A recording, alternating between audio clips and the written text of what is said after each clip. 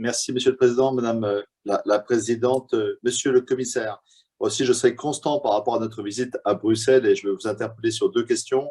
Le devoir de vigilance, son agenda, son ambition, et puis la maîtrise du cycle de l'eau avec la menace sur PAM Saint-Gobain quant à la souveraineté dans les questions d'eau potable. Sur le devoir de vigilance, le 20 janvier, lors de la niche socialiste, le Parlement, je le pense à l'unanimité, devra adopter une résolution demandant à l'exécutif, au président de la République, de porter très fort l'ambition d'une directive européenne.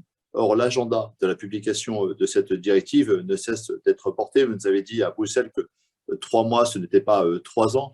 Nous sommes maintenant donc à 2 mois du dépôt d'un projet de directive. Est-ce que vous pouvez nous rassurer sur son ambition?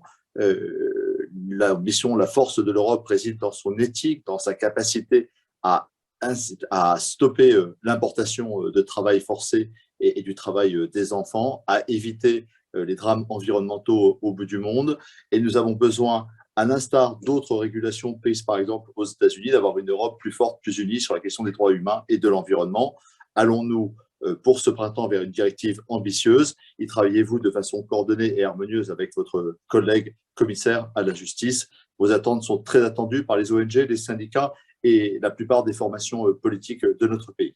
Sur la question de la souveraineté en eau potable, je vous ai déjà alerté, vous m'avez dit que vous alliez regarder ce sujet très sensible.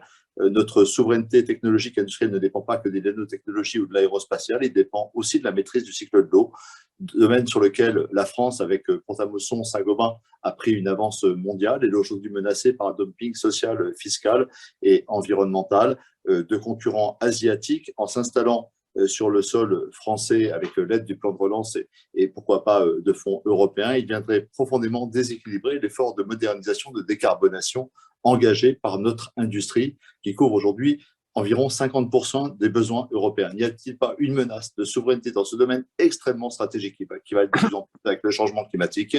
Ne devons-nous pas protéger la modernisation de notre industrie afin qu'elle garde sa place en Europe et dans le monde dans ce domaine si stratégique de l'alimentarité et de la protection de notre ressource en eau? Merci, Monsieur le Commissaire.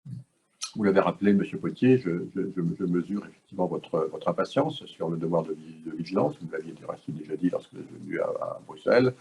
Je vous avais dit à peu près 3 mois. 3 mois, ça veut dire fin février. Donc, je vous dis effectivement, je vous confirme que on tient cet agenda. Et j'espère qu'on sera en capacité de proposer, comme je vous l'avais dit, donc sous 3 mois, quand vous m'aviez vu, c'est-à-dire donc dans la deuxième quinzaine de février, donc cet agenda, dont je sais qu'il est extrêmement important pour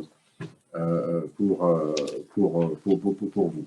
Donc, en ce qui concerne la deuxième partie, donc vous m'aviez aussi interrogé sur l'eau potable. C'est vrai, vous avez raison, c'est un élément très important pour nous, d'abord pour notre vie, pour la souveraineté.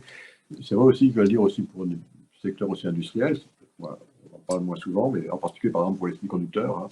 Les conducteurs, il faut de l'électricité bon marché, abondante, régulée, il faut des compétences, mais il faut aussi de l'eau. Et c'est vrai évidemment pour notre vie quotidienne, donc vous avez parfaitement raison, et je vous soutiens dans votre combat pour la souveraineté de nos approvisionnements en eau potable. Donc, on doit donc gérer cette ressource comme une ressource stratégique.